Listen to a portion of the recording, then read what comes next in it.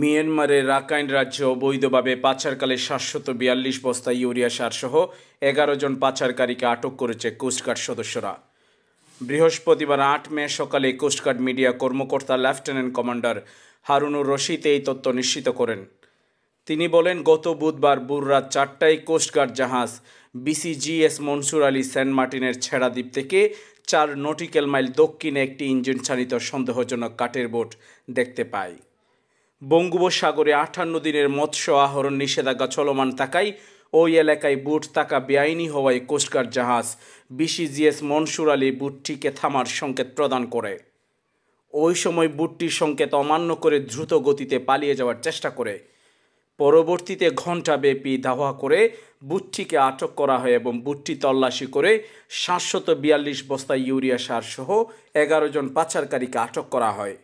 পাচারকারীরা Ukhia Rohingya camp এবং চট্টগ্রামের বাসিন্দা।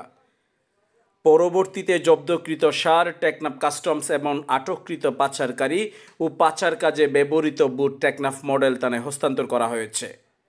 শেখ রাসেলের তথ্যচিত্রে নিউজ ডেস্ক, রূপান্তর।